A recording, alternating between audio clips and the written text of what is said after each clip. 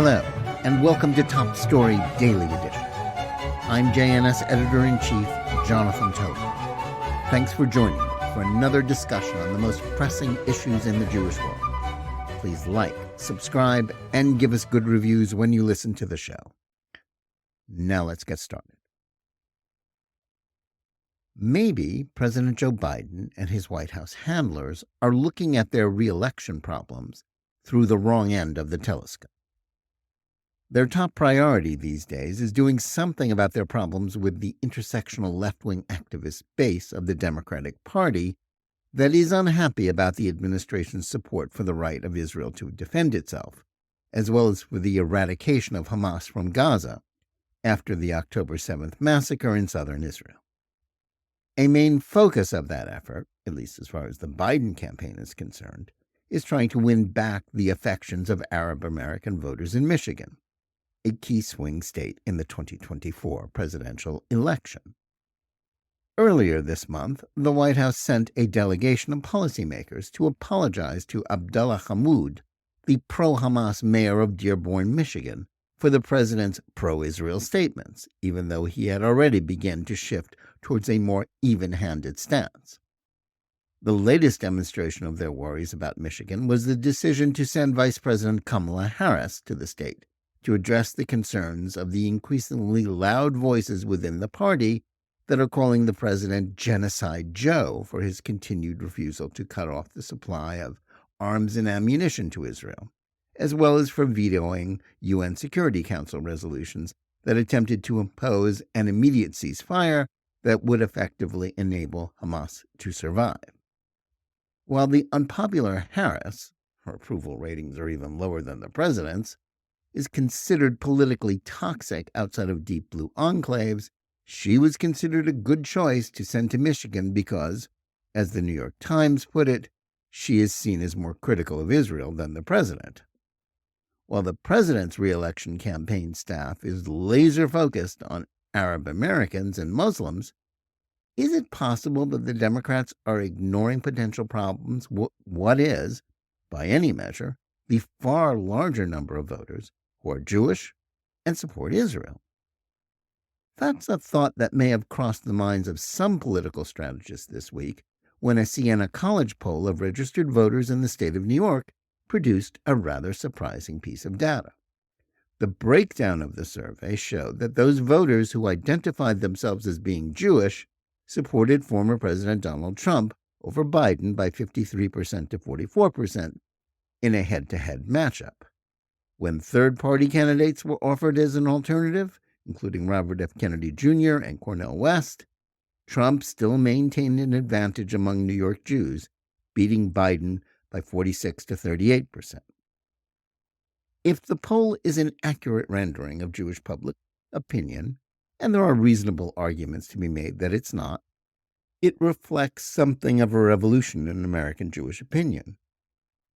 While everything changes in politics, the one data point that has remained constant for the last century is that the overwhelming majority of American Jews have remained loyal Democrats. No Republican presidential candidate has won the Jewish vote since 1920. And the Siena poll notwithstanding, the chances of Trump doing so this year remain unlikely. But even if this result is an outlier, it should cause Biden and the Democrats to ponder whether they're near hysteria about their problems in places like Dearborn, which, thanks to the openly anti-Semitic pronouncements of various imams in the mosques of a city with an Arab American majority, coupled with the mayor's support for the October 7th atrocities, was dubbed the nation's jihad capital by the Wall Street Journal. It's a mistake. Muslims, Arabs, and left-wingers who buy into the intersectional myths that falsely label Israel a settler, colonial, and apartheid state of whites oppressing Palestinian Arab people of color are a real problem for Biden right now. Their laments about the fate of Palestinians in the Gaza Strip, who have suffered as a result of Hamas's decision to commit the October 7th pogroms and start a war with Israel, are being amplified by corporate press coverage in publications like The Times that liberals and Democrats still consider credible. But most American Jews are understandably fixated on the surge in anti-Semitism in the United States, particularly since October 7th. While most Jews are accustomed to thinking of anti-Semitism as primarily a right-wing phenomenon, they know that the primary engine of Jew hatred right now comes from the left, from some of the same voters that Biden is so worried about losing in the fall. The mobs chanting for the destruction of Israel, from the river to the sea, and for terrorism against Jews wherever they live, globalize the Intifada, on college campuses and in the streets of American cities, not only dwarf the tiny number of far-right extremists and neo-Nazis that so scared Jews in Charlottesville, Virginia in August 2017, they also have more political influence, as evidenced by the virulent hostility for Israel that has become commonplace among left-wing Democrats, and especially members of the Congressional Squad, led by Representatives Alexandria Ocasio-Cortez, Rashida Tlaib, and Ilhan Omar, whose numbers have grown with more House progressives joining them since they made their debut in Washington in 2019.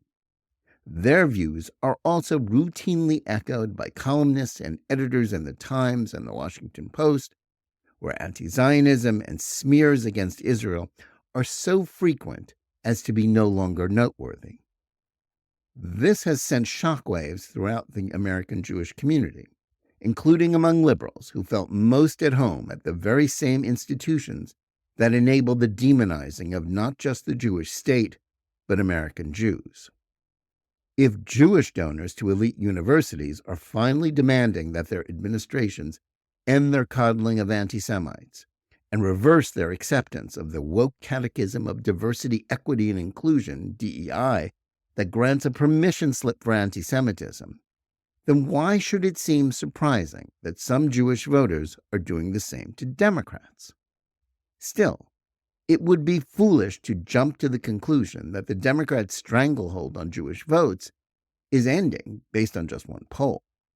While the minority of American Jews who are Orthodox or politically conservative have always treated Israel as a litmus test when it comes to voting, the majority who are politically liberal do not.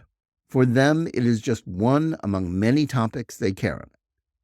Other issues, such as their support for the right to abortion, the issue of climate change, and other concerns that fall under the rubric of social justice, are ranked as much higher priorities. Moreover, the major shift in American politics in recent years should work to reinforce the traditional voting patterns of most Jews rather than overturn them. Democrats were once known as the party of the people, but no more. They have largely become the party of the credentialed elites in Wall Street, while in the age of Trump, Republicans are now supported by working-class voters who used to be among the most loyal Democrats. In addition to the traditional political liberalism that is closely linked to their non-Orthodox beliefs, the majority of Jews are likely to be college-educated, which makes them among the least likely to be interested in changing parties. And at a time of hyperpartisanship, when political opinions now assume the role that religious beliefs used to play in most people's lives, the bifurcation of American life is such that most liberal Jews think of voting Republican with the same horror that the Orthodox regard eating non-kosher food. Placed on top of that, the intense hatred for Trump felt by most liberal voters who were unmoved by his historic support for Israel, and the case against a shift in Jewish voting seems even more unlikely. Seen in that light, skepticism about the Siena poll is justified. As Mark Mellman, president of Democratic Majority for Israel, pointed out to JNS when asked about it, the margin of error for Jews in the Siena poll is plus or minus 13 points on each number. He thinks that this poll tells us very little about how New York Jews will vote. But even if the numbers for Trump are reduced by all of those 13 points, the number of Jews saying they'll vote for him shouldn't be dismissed. There have already been some signs of a shift in Jewish voting patterns. For example, in 2022, 45% of Florida Jewish residents voted to re-elect Republican Governor Ron DeSantis. National exit polls also showed that in 2022, 1/3 of Jews voted for Republicans, an increase over past years. In New York, Republican gubernatorial candidate Lee Zeldin, who is Jewish, did better than the average GOP candidate, sweeping in areas like Rockland County, north of Manhattan, and parts of Brooklyn that have large Jewish populations. While New York is not in play this year, even a slight shift in the Jewish vote in battleground states like Pennsylvania, where Jews outnumber Muslims by 3-1, could turn the election as surely as any shift in the Arab vote could swing Michigan. Those trends are likely to be even stronger this year, with even liberal Jews worrying about left-wing anti-Semitism and with anti-Israel and openly anti-Semitic members of Congress getting more attention as a result of Israel's war against Hamas. That's why we shouldn't be too quick to dismiss the Siena poll or to think that Biden might not have a bigger problem with many Jewish voters than his campaign thinks. According to President George W. Bush's White House spokesman Ari Fleischer, the poll was stunning. Fleischer, a board member of the Republican Jewish Coalition, told me, even if you discount for this being out of line, Biden's frequent criticism of Israel and the unwarranted pressure he's applying to the Jewish state during a fight for its survival is causing his support to crater among a reliably Democratic constituency. He may be right. The demographic trends that are causing a decline in those identifying as adherents of Judaism also may be redefining who it is that we are speaking about when we talk about the Jewish vote. Most of those who make up anti-Zionist groups like Jewish Voice for Peace and If Not Now, that are opposed to Israel's existence and lobbying hard to save Hamas, and who are given disproportionate coverage in mainstream media outlets, are members of a slice of the community that is increasingly less interested in claiming Jewish identity and tend to do so only to denounce the Jewish state, quote, as a Jew, unquote. With skyrocketing rates of assimilation and intermarriage among the non-Orthodox creating a new reality that has caused Jewish communities to remain inevitably smaller, those who remain inside the tent are more likely to be more religious, as well as more concerned about preserving Jewish lives and Israel's security than in virtue signaling their concerns about Palestinians. The 2024 election is shaping up to be a race unlike any other in American history. There is an incumbent in Biden with record-low favorability ratings rooted in the perception of his diminished capacities and failures in office, and a challenger in Trump who is considered beyond the pale and hated by half the country, never mind his being under siege from a campaign of lawfare waged by Democrats determined to either jail him or throw him off the ballot. In such an unprecedented contest, anything can happen. It would still be astonishing if Biden didn't win the Jewish vote in November. But when you consider a surge of left-wing anti-Semitism and a president who seems more worried about offending anti-Semites than winning over Jews, he clearly thinks are already in his pocket. It would be unwise to dismiss the possibility of a historic shift in Jewish votes. Thanks for listening. Please remember to tune in every day for Top Story Daily Edition and every week for the full hour-long JNS TV program. Whether you're listening to us on Apple, Google Play, Spotify, or any of the other podcast platforms, or on the JNS YouTube channel, please like and or subscribe to Top Story. Click on the bell for notifications and give us good reviews. Please write to us at editor@jns.org and let us know where you listen or watch the show and what you think about it.